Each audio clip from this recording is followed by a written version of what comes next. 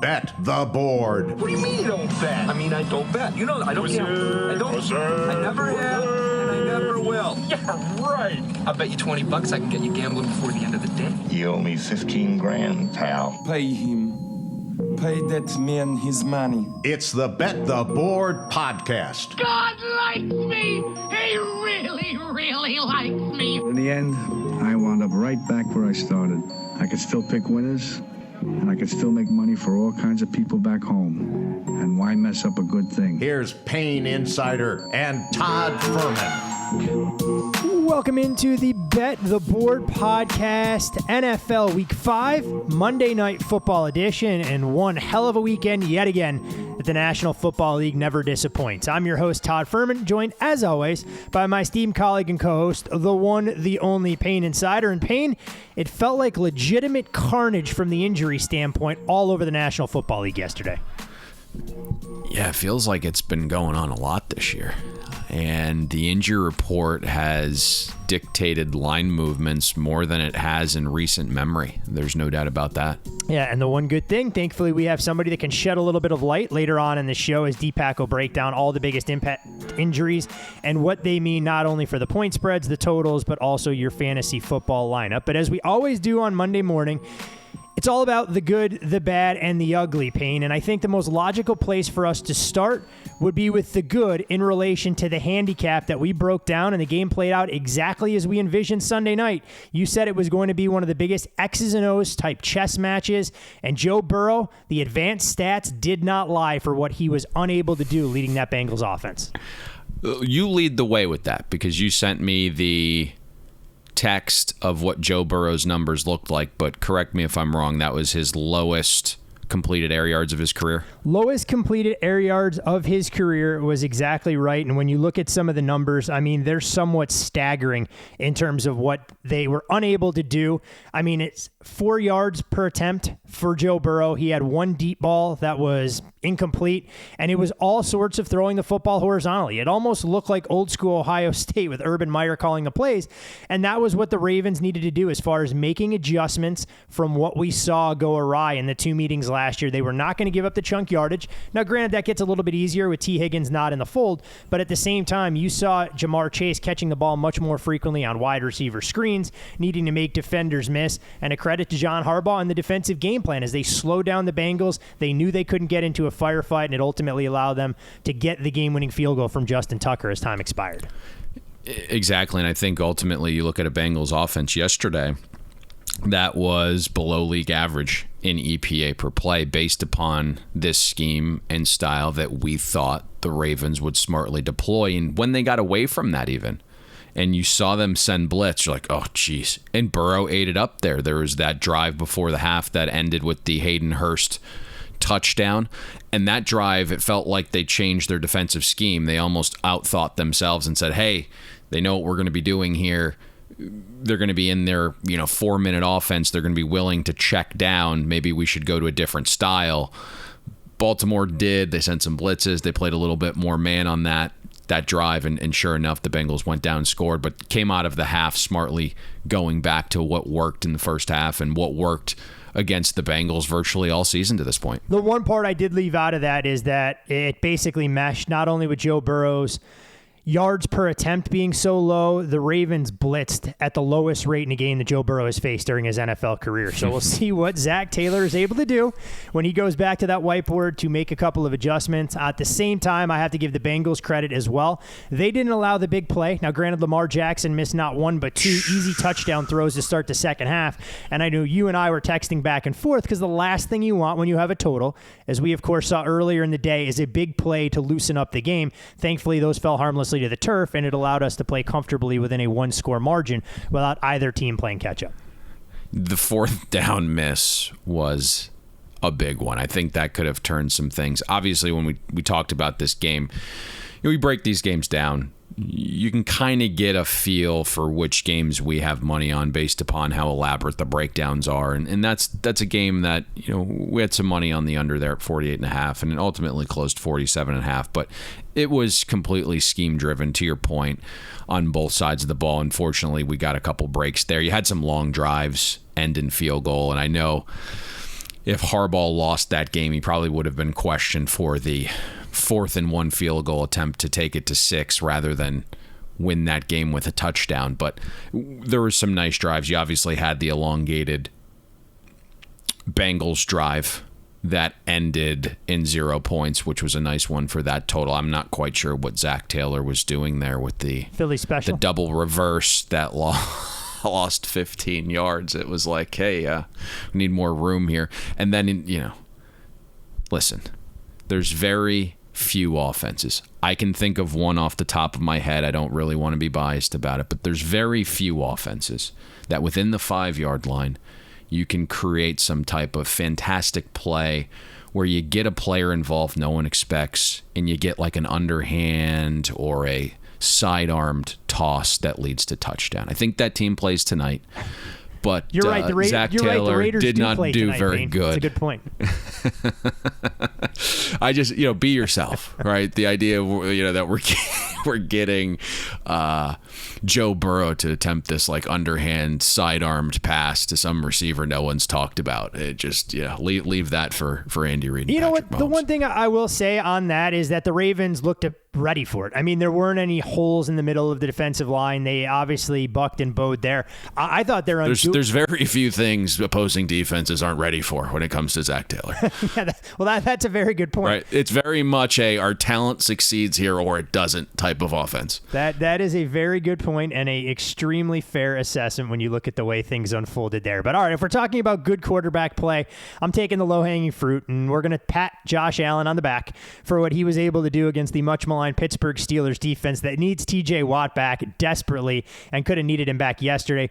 424 yards passing, and to be honest, Payne, if they didn't take their foot off the accelerator, Josh Allen probably throws for 600 in that game.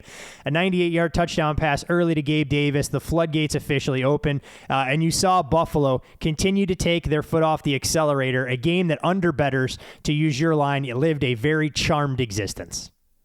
I sent you the text that was going to be coming in, and I got a text message after that game. Never a doubt.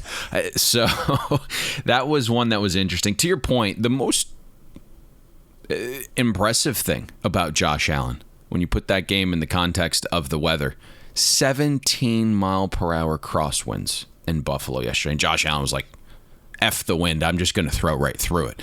His average intended air yards per pass was more than 13 yards. He's like Uncle Rico out there. You see those mountains over there? I can throw the football over the mountains.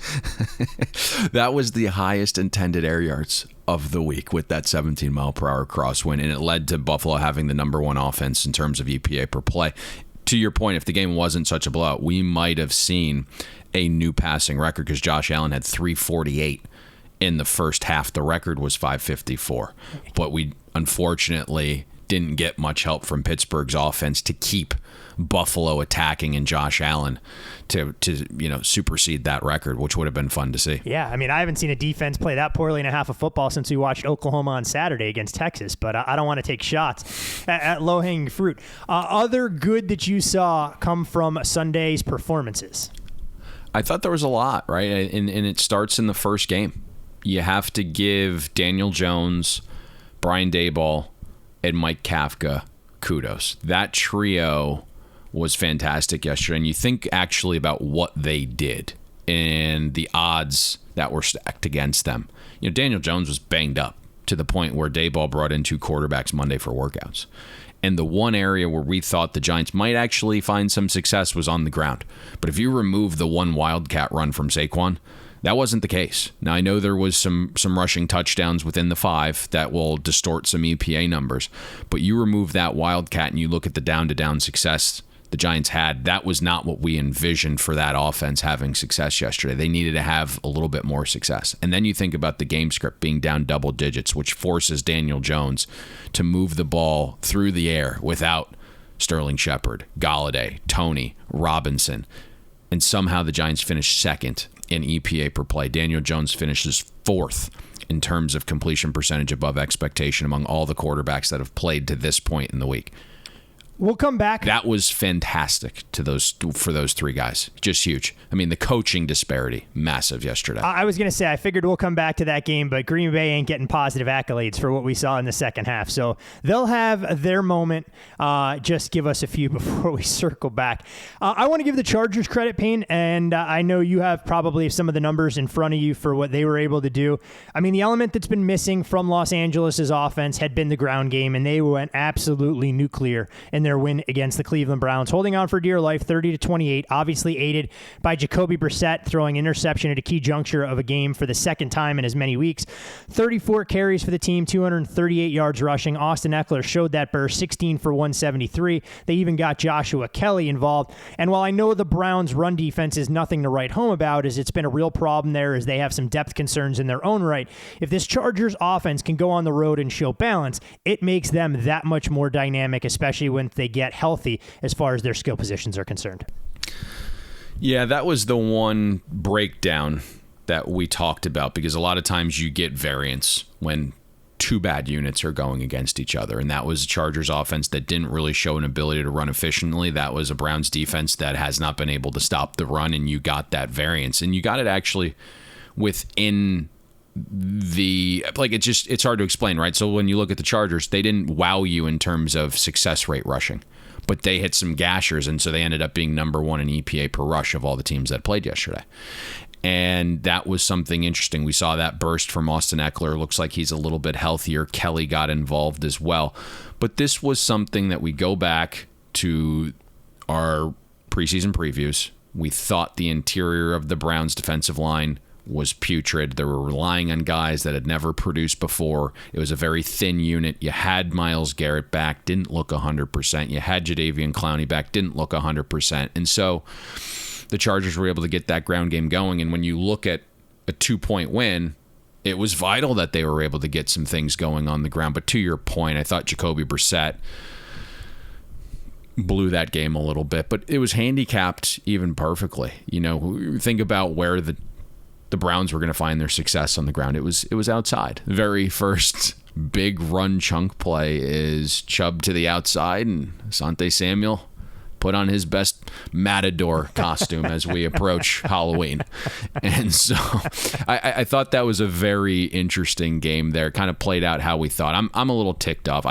For the second week in a row, I just didn't get the Browns under money, and like a schmo, didn't go over 46.5 on game day once that got below the key of 47. And I watched that game in misery. Yeah, I mean, the Browns, you look at some of the things this team can't do. If they're able to run the football, they're going to have success offensively, and defensively, they have a lot of questions to answer in what appears to be a slightly muddled picture of the AFC North, especially for them with life without Deshaun Watson under center. Other good that you saw on Sunday, my good friend? I think there's two things, and, maybe going to another team in New York, the Jets aren't great, but they have 3 wins. That's more than anyone expected at this juncture of the season. I get it, right? You're fortunate against the Browns. You trailed by double digits to a bad Pittsburgh team. You luck out and you get third-string quarterback Skylar Thompson after the league's ridiculous new concussion protocols. But what you do see is the Jets actually have some players now. I don't think this is the worst team in football anymore, either metrically or by our power ratings. Zach Wilson, Breece Hall, Garrett Wilson, Elijah Moore, they provide some level of hope. You got Dwayne Brown, who returned at left tackle. Zach Wilson didn't have a single turnover-worthy play against a blitzing, aggressive Dolphins defense, and that blitz has given him some trouble over his short career to this point. Wilson finished with a completion percentage above expectation. It wasn't just the lucky explosive stuff. There was down-to-down success here where the Jets were successful in 54% of dropbacks. They were 7th in EPA per play this week before tonight's game. I thought this was a very nice effort from the Jets, and obviously they well exceeded expectation. I understand the downgrade from Teddy to Skylar is substantial, but when you compare even that, the Jets exceeded expectation by a mile. You're right. They just look and feel differently, and you can see this organization from, I'm not going to go top to bottom, but as far as 1 through 53, looking significantly more athletic, slightly buttoned up, and they'll have plenty of questions to answer. We'll see how they handle a little bit of prosperity should they be able to roll some of these wins into a slightly more successful season than odds makers were led to believe. I want to give credit to a team that I've picked on for all season long, and it's not by any fault of their own, because the roster overall isn't talented by any stretch of the imagination. But it's easy to crater and turtle when you're down 21-3 to a division rival. Look like you have no answers for one of their marquee superstars in Justin Jefferson. But for the Bears, they showed fight. They showed adjustments at the half, and they were able to battle back. I mean, erasing that 18-point deficit, even taking a lead before Minnesota went on a marathon march to take a 29-22 lead. Again, this is a Bears defense in the second half that appears to make the right adjustments, even despite not having the personnel needed to win a lot of these games. And Justin Fields showed a little bit more comfort, confidence in the pocket, probably his best passing game of the season. The Bears are just going to be hard-pressed to go out there and beat teams that are buttoned up because they don't have enough playmakers. Yeah, I think you're right, and this isn't a game I paid much attention to. I typically have 5 games on at once with the early slate. Anything more than that just becomes too much to track and look at. So it's typically the games we've either bet or that I'm really intrigued by in terms of learning something that I don't already know. And you love the fight because Minnesota came out of the gate and I was like, okay, good. I don't need to really watch this one. And offensively, Chicago's still struggling. It did look like Justin Fields was a little bit more competent. I think we discussed Minnesota's defense being, a touch overrated. And again, out of 30 offenses that have played to this point, the Bears finished 29th in EPA per play yesterday. So not great there, but you do like some of the fight. And I think at this point, when you have this new regime, you're looking for guys that want to be there, that want to fight, that want to buy into the system. And if they don't, then you can easily rid yourself of them. So it was nice to see a little bit of effort and energy despite being down 21-3 out of the start. The final one for me, though, in terms of the good, Todd, and you can finish if you have another when I'm done, or we can move this forward. I thought this was interesting, and I know no one will talk about this. No one will even think twice about it other than probably us, but I was very surprised with Jimmy G and the 49ers. I know Carolina is an absolute dumpster fire, but we saw sharp money on Carolina this week behind the scenes. They were grabbing +7 every chance they could get. And you have a 49ers team that played Monday night. So it's a short week with cross-country travel. Nick Bosa went down early. The 49ers were already down Armstead and Kinlaw along that defensive line. So you're down 3 defensive line starters. That is the makeup of your defense. Mosley went down as well. I know it was a little bit later in the game when it was out of reach already, but you were missing some key cogs defensively. And then I look at Jimmy G. The one thing Carolina does have is a decent defense. I know Chin is a big loss there. I know they're starting to wear down because they spend a ton of time on the field, but Jimmy G was very good again. He just knows how to manage this offense, just keeps pushing the ball and putting it in spots that allow for yak. I don't know what it is. I understand he's not the greatest quarterback, but he's a competent quarterback. He's getting some, his feet under him right now. He understands this system. And what's crazy to me is he just keeps stacking production. He's now 35-15 with a 99 passer rating in his first 50 starts. And since the 1970 merger, there's been 2 quarterbacks in history that have won 35 or more games with a passer rating above 98 in their first 50 career starts. It's Jimmy G and Patrick Mahomes. That's it. So I thought yesterday was quietly a really, really impressive performance for the 49ers. It was an obvious flat spot. It didn't look that way whatsoever. The Niners dealing with a rash of injuries now on the defensive side for a unit that was a little bit banged up coming in. They're going to have to replace some key cogs going forward if Jimmy will keep the ship afloat. And it appears by all accounts the 49ers will stay out east for yet another game next Sunday in the Eastern time zone, this time against the Atlanta Falcons. From the good, we go to the bad, Payne, and we want to start things off with what we saw in the first game of the day in London, because while you praise the New York Giants, I believe the Green Bay Packers should draw some of your ire. Yeah, you start there because I know you felt the same way I did, and I'll let you go first, and I'll tag on. I mean, the reality of it is they came out with a good, aggressive game plan early. They were able to build a lead. We saw sharp money on Green Bay, not only for the first half, but the full game. And it looked like it was going to be rewarded. Then at halftime, I'm not sure what happened. Maybe they decided that they wanted to watch an EPL match, that they wanted to try and go out there and play it to a scoreless draw. But they did nothing correctly from an offensive standpoint in the second half. And you saw the Giants build a little bit of momentum, and Green Bay ultimately couldn't get out of their own way. I mean, you know what the Giants are doing defensively. You know they're going to try and heat you up. You have to have a couple of wrinkles in store. And Green Bay didn't look like they had a single answer to try and slow down the New York Giants defense and ultimately end up turning a double-digit lead. At one point in the game, they were 17.5-point favorites on the live line into a 29-24 loss with the late safety or whatever it ended up being. And Green Bay comes up short in the Giants' red zone. Don't run the ball on 3rd and short. Just left me scratching my head for a team that we thought was going to potentially break out against a Giants defense that hadn't been tested all season long and, to your point, was playing without its top corner. Offensive-minded coach, Hall of Fame quarterback, pace of a snail, like always. So you tend to get out of rhythm. And then when you give up these long drives defensively, your offense is even more out of a rhythm. There's no aggression, right? You're playing this very straightforward defense from Wink with blitzing. You would think an offensive mind and a veteran quarterback would be able to negate that a little bit, right? You can throw short. You have 2 good pass-catching running backs. But there was just no, out pass to negate some of this pressure. Then there was this stretch where for about a drive and a half, Green Bay was just chucking it up, chucking the ball deep aimlessly. It was the wildest thing you'd ever seen. And to your point there at the end, you look at some of the second half metrics alone. Green Bay in the second half, 63% rushing success rate.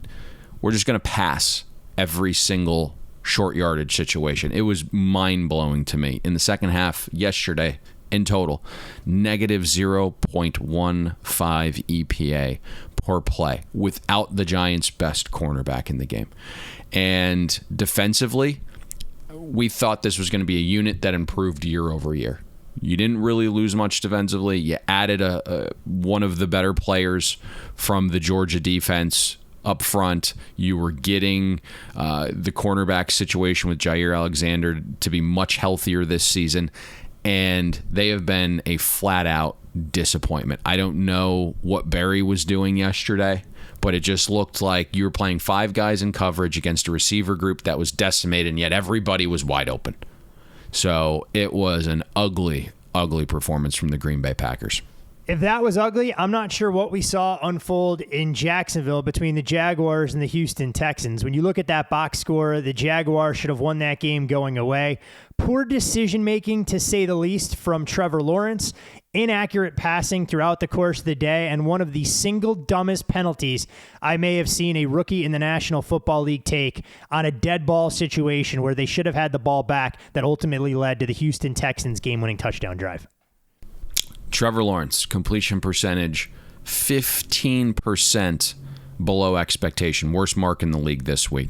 And you got a cookie-cutter defense that Lovie Smith has run for a freaking eternity. Receivers were open everywhere, running through this Tampa 2. And we're not hot take guys. This isn't for clicks or listens. But watch Trevor Lawrence's body language yesterday. Does that look like a guy anybody would want to follow? I mean, the head is hanging, the eyes are glossed over, didn't have an ounce of emotion or positive, reinforcement anytime something went badly to his guys. He looked pampered, right, as like the golden boy. Best step he was just the best guy every step of the way throughout his career, whether it was high school, whether it was college. And now there's some adversity and just kind of crumbles. And you mentioned the inaccuracy, but aside from that, the decision-making was horrific. You come out in the second half, you've played kind of a sleepy first half, and you're driving the ball. It's like, okay, here we go. They woke up. It's 2nd and 1 at the Texans 7. Nobody's open. Reset the downs. You can walk to a first down. Nope. Just threw it into 2 defenders. Then you have the 4th and 1 at the Texans 38. It's a zone read. You have to actually read. The defensive end crashes down, right? Just keep the ball because you're walking to a first down and it's probably a 20-yard gain.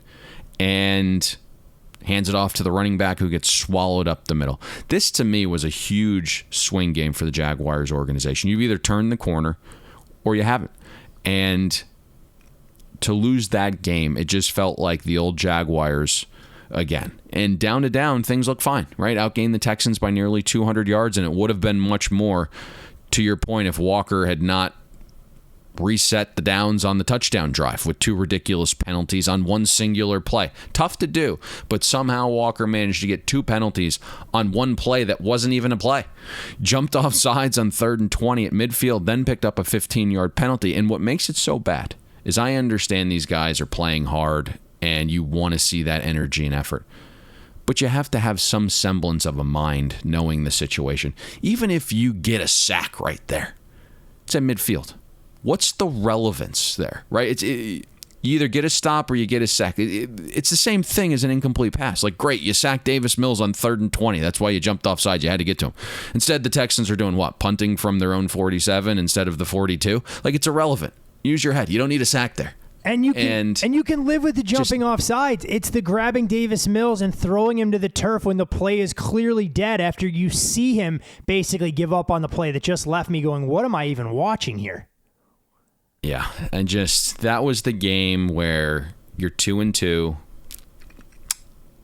Need to get to above 500. Let everyone know that, hey, like last week was just an anomaly in the rain, in the weather. You're a Florida team that's, it's freezing cold last week at Philadelphia. Trevor Lawrence hasn't played many rain games. The one game that he did play in the rain, he was horrific. So you can chalk it up to having a bunch of turnovers. But this week, favorite, got to get above 500. Big division game.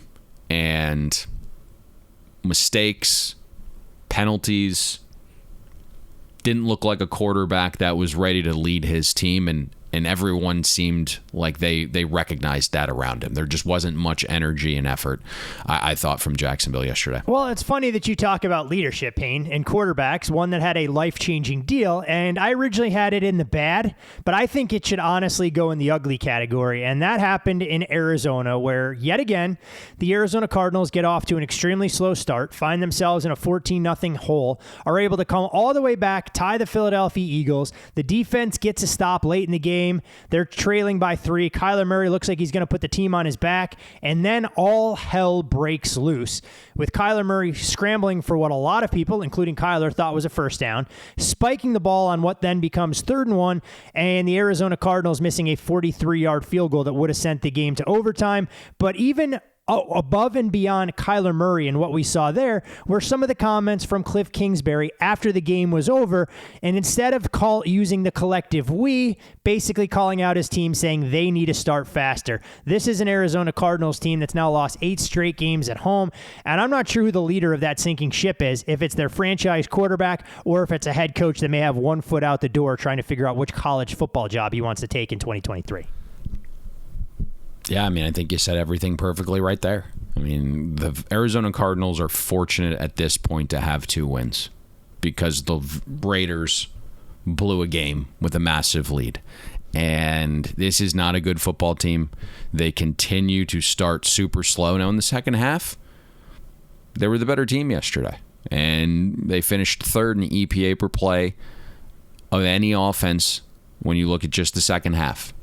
But the slow starts are killing them, and you have to think it's a little bit of a mix. It's not just the players, right? The game plan, the scheme, and there's some rumblings, and I think this is an interesting conversation that we don't need to get too far into, but I haven't been super excited about a lot of the Hard Knocks productions the last few years. But just based upon what I am hearing, this in-season Hard Knocks production for the Arizona Cardinals is going to be really interesting because, to your point, I'm hearing some things where Cliff might not be completely all in here. There's obviously some relationship issues going on with the quarterback, and there's some new job openings at the college football level, and even though you have to recruit, it seems a lot less stressful. So we'll see how this materializes throughout the rest of the season, and who knows? Hopkins may come back. You did get Antonio Hamilton, who is a starting corner, and everyone raved all week about the energy he provided being back in the lineup. Maybe this gets turned around a little bit. The NFC is absolute dog feces, and there's room for anybody to make a little push here. Maybe that happens, but all indications are there's some obvious internal issues here. As far as other ugly candidates this week, you have any teams, players, decision making that you'd like to highlight for our listeners? Man, I just that's maybe Thursday night. Would you like to relive that? I mean, if you want to relive it for a few seconds, I know we'll have Deepak address the Russell Wilson injury and what that means for him and the Denver Broncos offense going forward. But sure, we could take a few seconds here because I may go after another team in the AFC South who's actually on a 2-game winning streak that I think is rather fraudulent. I mean, we broke down the Thursday night football game. The number had gotten away, so we really couldn't give it out, but it didn't really matter. But you understood the context of the breakdown, that there wasn't going to be a lot of points scored in that game.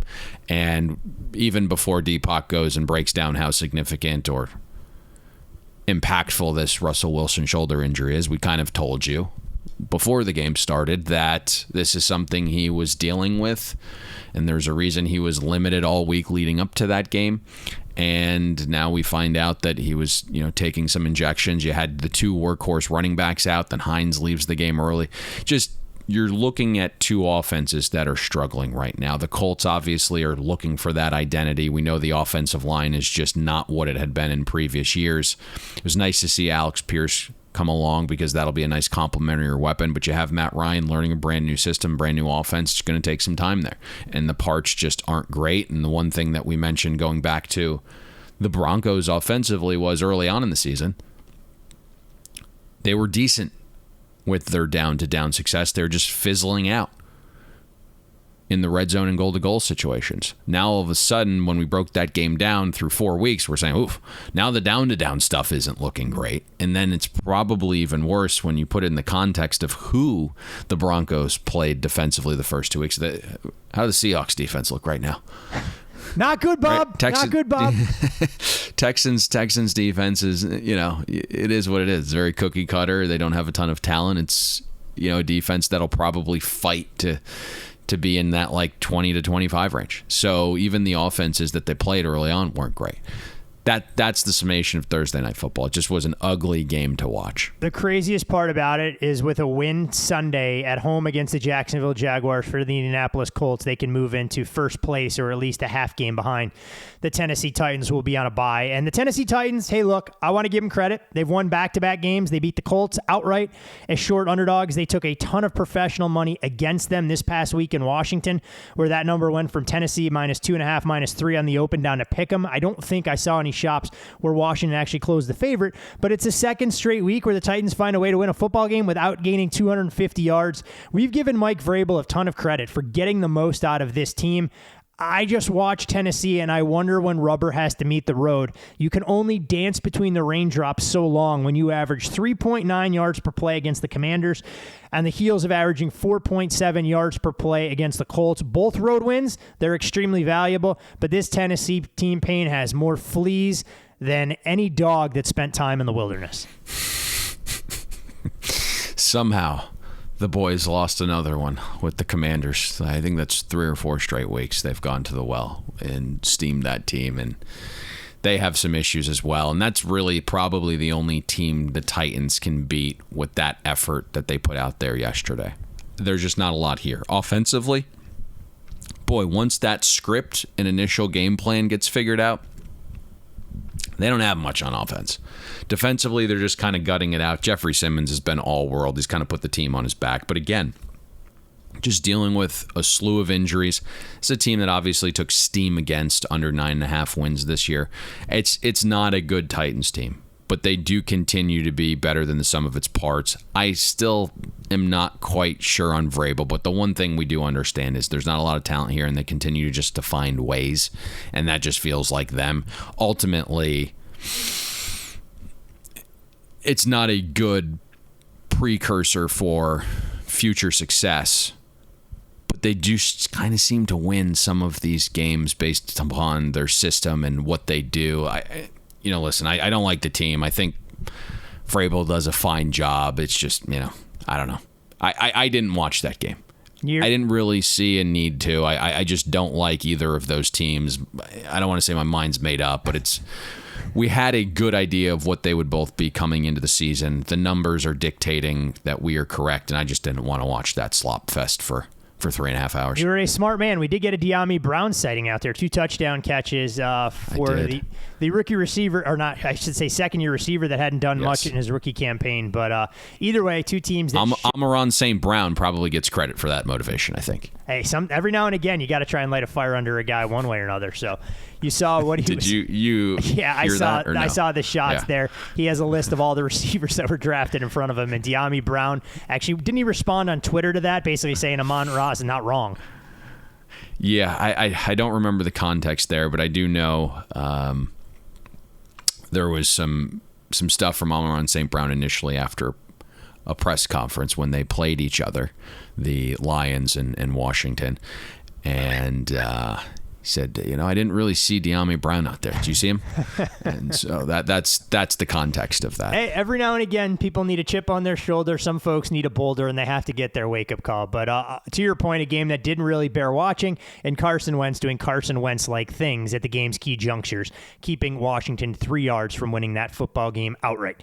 You can follow Payne on Twitter, @PayneInsider. I'm Todd Furman. You can follow me there. Most importantly, follow the podcast, @BetTheBoardPod.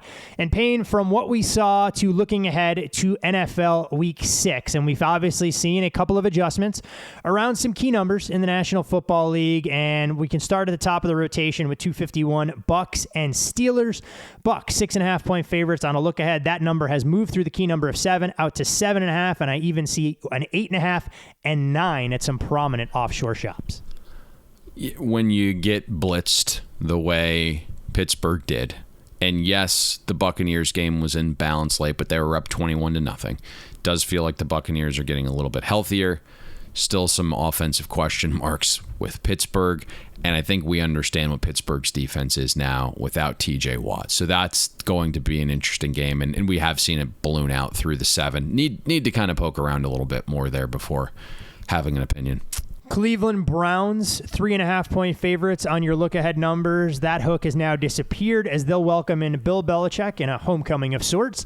And New England, fresh off of a shutout dominant victory against the Detroit Lions. Cleveland, a 3-point favorite against the Pats. You think that one comes down to the injury report a little bit? Obviously, Mac Jones practiced last week.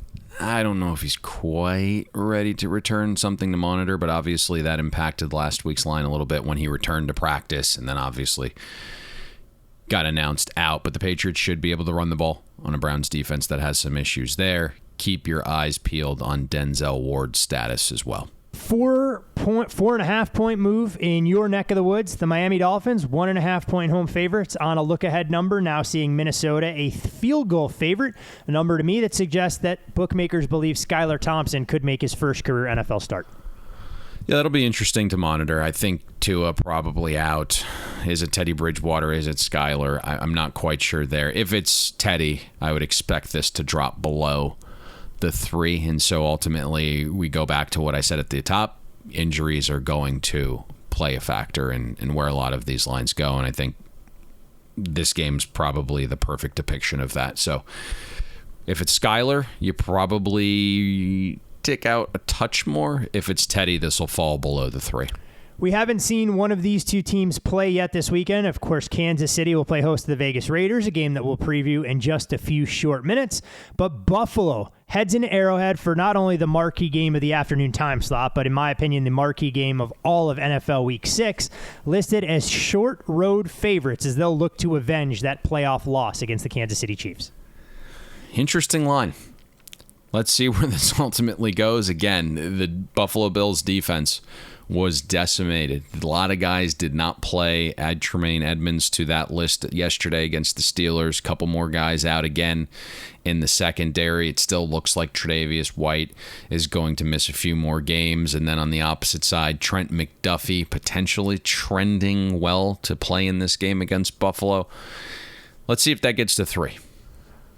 Monday Night Football, a game moving from one secondary number back to another one, and you talked about it a little bit. The Chargers will welcome in the Denver Broncos. This game, 4 on the look ahead. It did get as high as 6.5. Those hooks have since vanished from the market, and we're looking pretty much at a 6 painted across the board. Chargers against the Broncos. Yep, and Chris now at 5.5 on this game. So ultimately, we'll have to see what's going on with Russell Wilson. We know he's not going to be 100%. It does look like Justin Herbert continues to improve his health. Took off a couple times and ran yesterday without any hesitation, so that's a good sign. Let's keep our eyes peeled on the Keenan Allen situation. So there's some injury stuff here as well. Ultimately, though, we always have this conversation. When the Chargers are at home, they tend to be a little overpriced in the market because there's this home field advantage idea that just does not exist. And then when they go out on the road, they seem to make for pretty good bets. And then ultimately, just based upon the number you got yesterday, if you bet the Chargers at kick, you covered that number. Obviously, you didn't cover the opening number, but this one's interesting. We'll talk a little bit more, I think, about this Broncos defense. I don't know if they're as good as some of the numbers indicate, and so that would make me a little bit nervous here, but ultimately, I think keeping your eyes peeled to the Russell Wilson situation and seeing how he throws this week, right? Is it going to be limited leading up to this game all week? Is it going to be a lot of, prevention of throwing in practice? That's going to be quite telling to this one, I believe. Well, you mentioned injuries, and oftentimes when you realize some of your shortcomings as a handicapper, you defer to people that are significantly smarter than you, and that's exactly what we do around these parts every Monday during the NFL season. Are you injured or are you hurt? When injuries occur in the NFL, you need someone to call on. If you're hurt, you can still play. If you're injured, you can't. Let's check in with Dr. Deepak Chona, Stanford and Harvard-trained orthopedic sports surgeon and founder of SportsMed Analytics, the industry leader in data-driven injury analysis. So are you hurt or are you injured? All right, well, thank you for the intro. I am pumped to be bringing you your Bet the Board injury report this week and every week, so let's dive right in. So we first want to talk about the concussion protocol. They have, of course, changed it mostly after the Tua Tagovailoa situation. In terms of in-game injuries, I think that's where you're going to see the biggest difference. It seems that there is a higher threshold or lower threshold to pull a player out for the rest of a game. It doesn't really seem like you're going to see that much of a difference for the timeline that it takes to recover. I think people are going to be conservative in general, but usually for first-time concussions, you're seeing about 7 to 10 days, and that's been pretty consistent over the past year or so. So again, I think you're going to see a lower threshold to pull players out, as we saw with Teddy Bridgewater this week, and not let them finish a particular game, but probably not in their recovery timelines. And with that, of course, we lead into the Tua Tagovailoa situation, and it sounds from the fact that they have a negative investigation that they're going to treat this as a first-time concussion, and really the concussion timelines are difficult to predict, but I would estimate a week, approximately 7 to 9 return. Again, he did have that injury on a Thursday, so it brings him a little early in that week's timeline, and that'll be in the 2 to 4 week range for his recovery. Then his teammate now, Teddy Bridgewater, did leave yesterday. Again, he was one of those low threshold, had a little bit of unsteadiness, and therefore was pulled out of the game. He was also, he did clear concussion protocols, but he was also dealing with a reported elbow injury, but it was to his non-throwing elbow. So in general, Teddy Bridgewater should clear concussion protocols, and I would expect him not to be really hampered by this non-throwing elbow injury, and he'll probably play next week. Then their star receiver, Tyreek Hill, and the star of my fantasy team, he had his foot stepped on. He was seen in a boot after the game. There's a pretty low threshold to put an NFL player in a boot after a game just to let things rest and recover a little faster. So you can't really read a ton into that. Now, the most common issue from his mechanism would be a midfoot sprain, and that does average 2 to 3 weeks. So there is some degree of concern here. But luckily, most of these, and Tyreek Hill's didn't sound that terrible. So there's a good chance that he may beat that timeline. I think there's a chance he could play this week, but the best case scenario would be seeing him having probably 2 limited practices going into the weekend on Thursday and Friday, and that would mean very likely to play. Then next we have Russell Wilson, and we got news that he has a lat strain. He got a PRP injection. Now, the lat strain, even with a PRP injection, is going to take 2 to 3 weeks to recover, at least. The place where you're going to see this affected the most is Russell Wilson's deep ball, and I think we probably are already seeing some of this if you look at the advanced analytics on it. The Dak Prescott injury from about a year ago required 4 weeks of rest. It was similarly a lat strain, but they treated him by shutting him down, and that's the ideal way to do things. About 4 weeks is what it takes. Russell Wilson's probably not going to miss any time, but you could see this, as I said, affecting his deep ball, any bullet passes. That's where this is going to really affect him.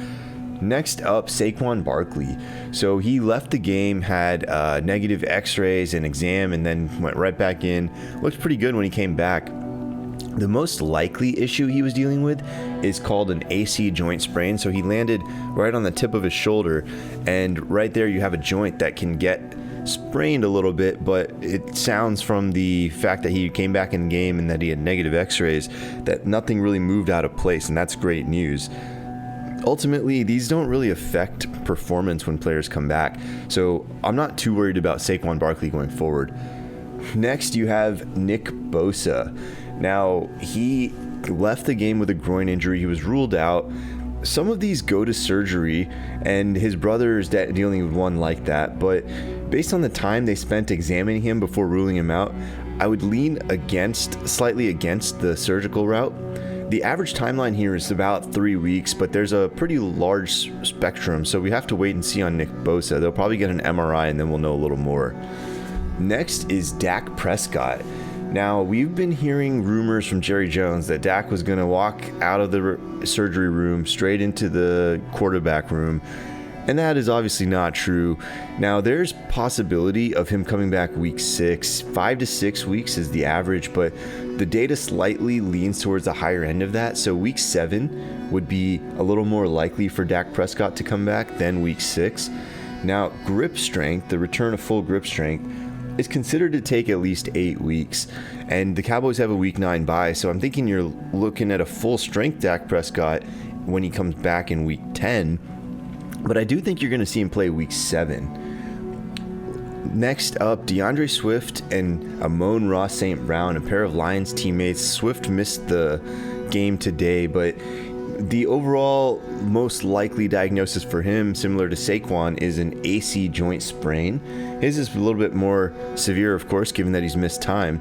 Now, the average AC joint sprain takes running backs 2 to 4 weeks. Swift will be at 3 when he comes back, likely in week 7, and that's what I would be predicting here. The Lions got him 3 weeks and only missed 2 games to rest, so I think you're looking at a pretty close to full strength player. Again, those AC joint sprains don't tend to cause any performance setback when players do return. And then his teammate Amon Ross St. Brown been battling a high ankle sprain.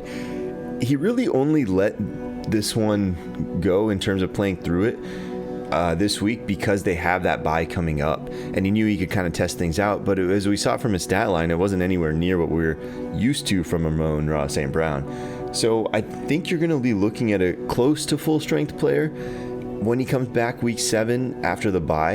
And this sounds like a pretty mild high ankle sprain, and these are an average of 2 to 3 weeks, and given that it's mild, probably on the lighter side. So Amon Ross St. Brown should be looking healthy week 7. TJ Watt is our next one. Now, he left a while back with a pec tear. Now we got news that he also had knee surgery. So pec tears usually take 6 to 8 weeks when they're treated non-operatively.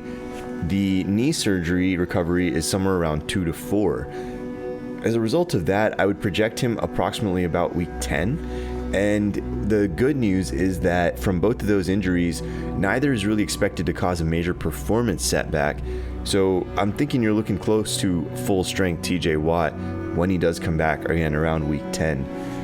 Next up, Saints promising rookie Tris Olave. He hit his head pretty hard on the turf and clearly had a concussion. He went sort of limp after the after the contact made with the head. The average on these, again, is going to be 7 to 10 days. Median days is 9. But the more recent data for first-time concussions does lean slightly towards him playing next week. It's very close, though. It's by about 1 day. So you usually don't find out till the Friday or Saturday before if they've cleared the protocol. And as a result, Chris Olave is very much in question for next week. Again, slightly favor him playing, but we'll have to see on this one. The good news is concussions don't really cause a performance setback for wide receivers if they're truly first time, which we believe Olave's to be. And then last but not least, Rashad Penny, tough break, always seems to get hurt, but this time fractured, what they're calling a fractured tibia. The reality is most of these end up with surgery. From the video, it looked like an ankle fracture, and again, most end up with surgery, but the good news is recovery is somewhere around 6 months. So by training camp next year, you got to think Rashad Penny is looking quite good, but unfortunately that would mean probably the end of his season in most cases here. So we'll have to find out probably on Monday or Tuesday, but Rashad Penny, unfortunately, not looking too promising. And that's all we got for today. Thanks again for the time. And if you like what you're hearing, hit me with a follow on Twitter at SportMDAnalysis or Instagram at SportsMedAnalytics. And with that, I'll turn it back to you. Man, Payne, that sounded like a who's who of NFL difference makers from Deepak. Always fascinating to get his take, especially on the adjustments with the NFL concussion protocol. Not that it'll inhibit players' ability to come back in subsequent weeks, but that as far as in-game injuries could play a role in what you're doing, especially if you're trying to identify live betting opportunities. No doubt about the live stuff. I think it creates more variance potentially with pregame stuff, knowing that the focal point will be on quarterbacks and knowing how vital they are to the spread, right? And knowing their impact to the number. I mean, we had that situation in Miami yesterday where Teddy Bridgewater in the first play looks like he gets hit in the ribs and he clears the concussion protocol, still can't come back. So what we've done is create a clown show and a circus because of things that unfolded with the Miami Dolphins in a public light. Had that game not have been nationally televised in a standalone situation, we're not here. And I think we always want to protect the players. There's no doubt about that. But there's a lot of posturing, there's a lot of positioning going on based upon the Tua situation unfolding in front of everyone's eyes. The NFLPA initially agreed to these steps and processes. The NFL had to fire an independent neurologist out of posturing. And I understand that we need to protect these players, but you're hearing it from the players themselves. Specifically, Joe Burrow came out this week and just said, hey, like this is a little ridiculous. He's like, we know what we're signing up for. He's like, I would be making $60,000 a year. I'm now changing my family's generational wealth. I understand what I signed up for. So we're starting to get some of that. Let's see how it impacts betting. Obviously, the quarterback situation is massive, and so you'll probably have a situation where it'll probably even out over time, right? You're going to have some good and some bad. Your quarterback goes down, the opponent's quarterback goes down on games you bet, but that's certainly going to be a little bit swingy and potentially provide a little bit more, to your point, value in game if you know the values of these quarterbacks. Amazing, too, the amount of defensive injuries that Deepak had to highlight. We, of course, talked about Nick Bosa in previous shows about how impactful he can be for the 49ers defense. You lose your edge rusher. In addition to two players that we didn't even need to bring up here, Emmanuel Mosley appears to be lost for the season with a torn ACL. MRI results haven't come back officially there. Jimmy Ward with a broken hand. San Francisco, an absolute mash unit on the defensive side of the ball. You look at TJ Watt and what it means from a pec tear to a knee cleanup and everything else. I mean, you highlighted at the top, this defense just needs something there, and it's amazing how much poorly they play without TJ there as a disruptive force. You hate to see Rashad Penny lose yet another season as he was coming into his own. May open up some opportunities for Kenneth Walker in the Seahawks ground game going forward, but this is the world we live in. Obviously, we know the trials and tribulations that come with injuries in the National Football League. You just hate to see a lot of the marquee superstars get nicked up and miss extended periods of time. From the injuries, though, into one final game before we close the book on this particular week of pro football, and that, of course, would be the Raiders and Chiefs. You're looking at Kansas City welcoming in a division rival. Kansas City, a 7-point home favorite. Total in the game as low as 51.5 out there, plenty of 52s as well. Kansas City has embarrassed the Raiders in recent meetings, winning both games last year by nearly 4 touchdowns plus per contest. Gus Bradley, as we've talked about and been well chronicled on this very show, was slow or unwilling to adjust his defense. Meanwhile, the Chiefs have won 7 straight by 12-plus points per game, the third longest streak in the league when you look at how that they've really had control of the Raiders. But the Raiders honestly have performed well with Derek Carr under center, especially in prime time, listed as an underdog. He's had a good number at the betting window, 11-4-1 against the spread in these spots. And last year, the Raiders played their best football when nobody gave them credit, going 4-1 straight up and against the spread as a dog of 4+. Andy Reid, Patrick Mahomes, Travis Kelce. Look, we know the importance they place on divisional games.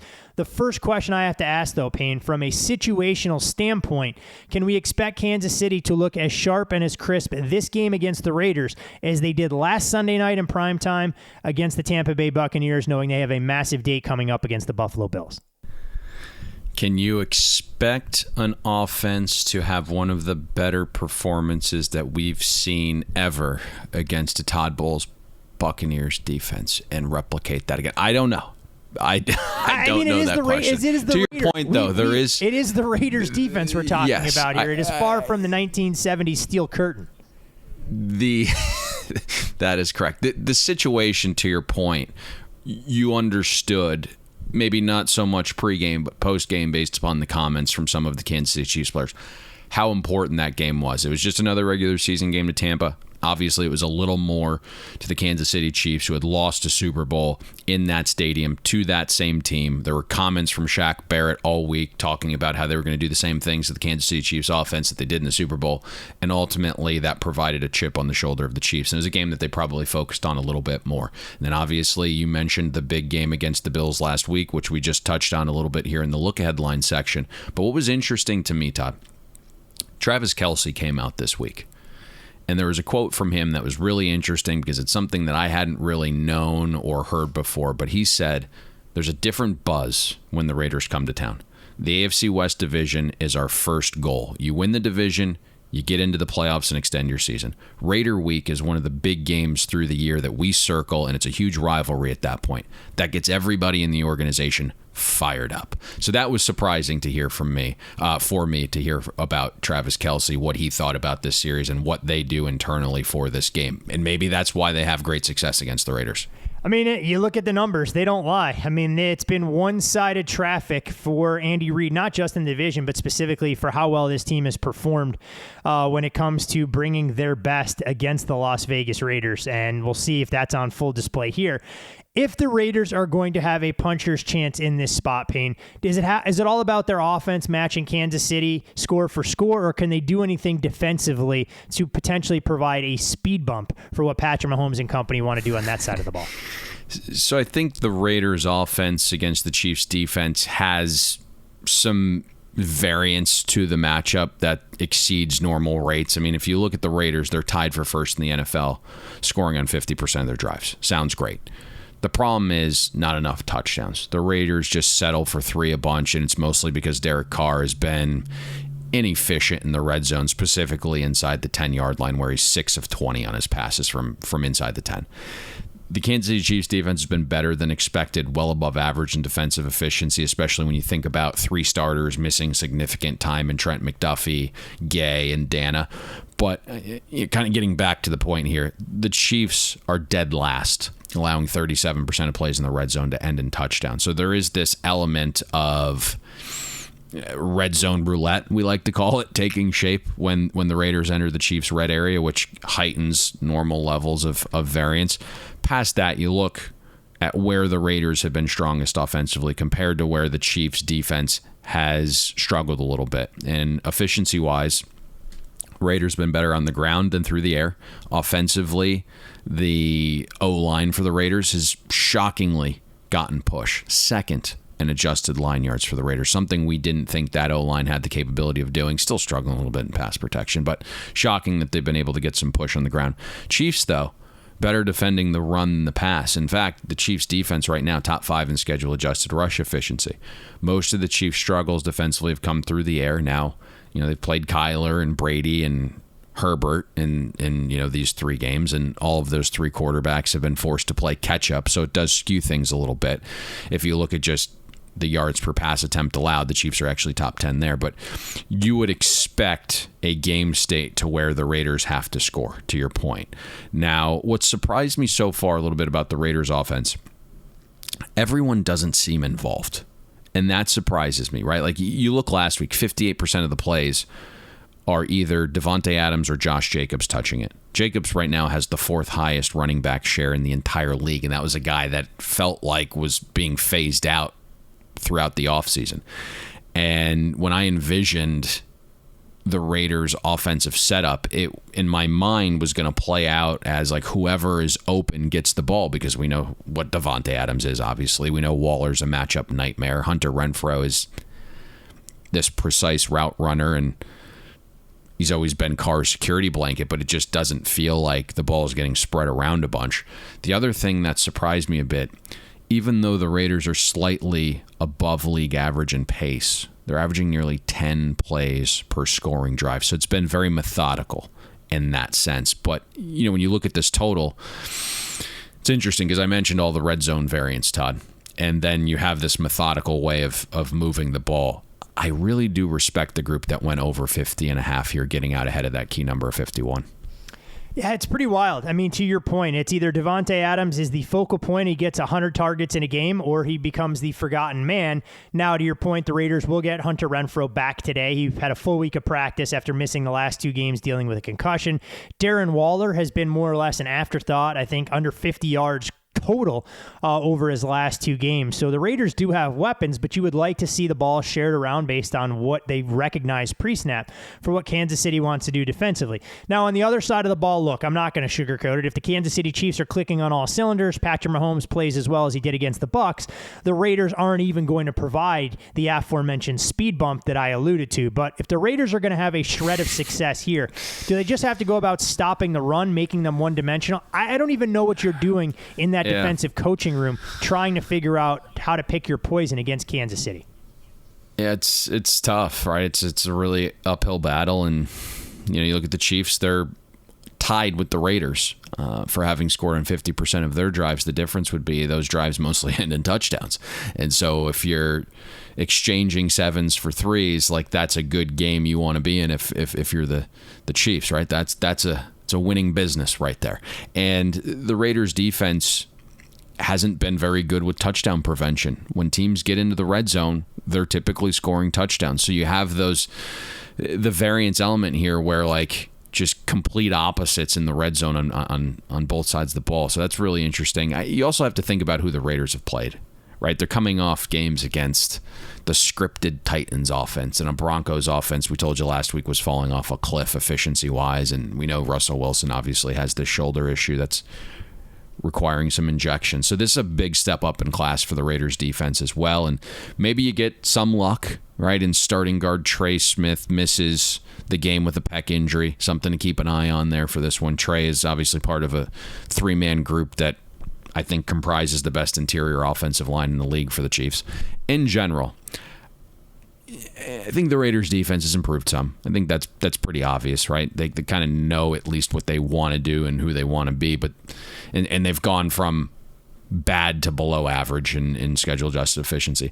This is just tough because there's a few areas that you need to see something from the Raiders defense, and they just really haven't proven to be good in those areas, and so that's why it's difficult, right? I understand like outside perceptions, like Raiders defense bad, Chiefs offense good, but sometimes there's matchups within these games where you can get a little bit better of a performance from a unit that might not grade out overly well traditionally. And the problem here is like the way you want to defend the Chiefs is like get natural pressure on Mahomes, right? Raiders are bottom third of the league in pressure rate. Now, the Raiders don't blitz much, which is good, But the only way they've generated pressure consistently this season is by blitzing. They're actually number 1 in pressure rate when blitzing. You can't blitz Mahomes. He torches you. And again, this season it's happening. 120 passer rating. And Mahomes has this mentality that when you attack him, he's going to attack you. So when Mahomes is blitzed, his big-time throw rate approaches 9%. He's looking to gash you when you send pressure. So that's the one element here. Maybe Chandler Jones steps up, because right now Max Crosby's the only guy that's getting pressure. He's the only guy getting natural pressure. Crosby's responsible for 35% of the team's pressure. So that's something to look for. Maybe Chandler Jones shows up. I know he's a little bit older, but he got paid big bucks. Maybe he becomes that complimentary edge rusher we thought the Raiders were getting when they signed him. The other area where the Raiders defense has struggled to defend is the middle of the field, and specifically slot receivers. The Raiders are giving up more than 11 yards per target to slot receivers and more than an 87% catch rate. Now, it's tough to kind of figure out Andy Reid and who he's putting there because he's just so multiple. You're looking at Juju. He runs 47% of his routes from the slot. Kelsey runs 42% of his routes. And you think about MVS being this out wide deep threat guy, but he's ran 41% of his routes from the slot. So it's hard to pinpoint which one of those guys are going to dominate. But I think on paper, whoever's lined up in the slot on a specific drop back is probably the first read from Mahomes. So I don't know if you can clean that up defensively for the Raiders, because their safeties and linebackers are really more of the thumper variety in my mind, and they're going to have to be a little bit better against the pass tonight. And so I think that's an area of the field where Kansas City probably finds some good success throwing it. The scary part for the Chiefs is that even if Juju isn't 100%, I know he's been dealing with a nagging injury this week in practice. We started to get glimpses last week of what Sky Moore can be to this offense. And we talk about it all the time. The rich get richer. And Patrick Mahomes, to his credit, has been true to his word that he said before the season started, going, hey, look, we're going to be even tougher to defend this year because you're not going to know which direction we're going in when you're taking what the defense gives you. And it's a very Tom Brady-like mentality there, and we've seen it on full display thus far, that there's no need or desire to shoehorn the ball into Tyreek Hill or even Travis Kelce. Get the ball to the open receiver, let them make plays, and go about your business that way.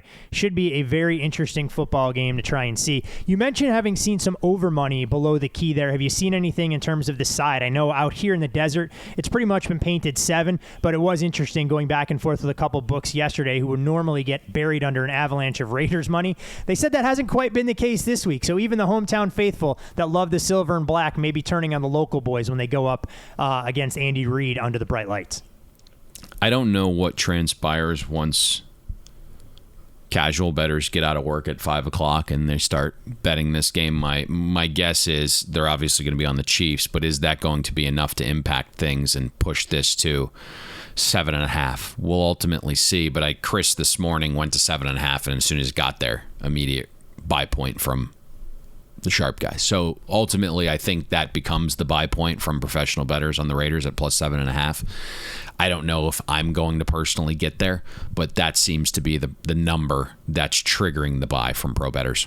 Yeah, it's interesting. I mean, as I look at the board now and I try and see a couple of shops out here that cater to somewhat local customers, one of them at 7.5, if you want to take the 7.5, you have to pay $1.20 to do so. A prominent national book, 7.5, you can lay $1.15. So I'm very curious to see where this price will close, to your point, as things start to get a little bit more frenetic with the rush hour rush to the betting window.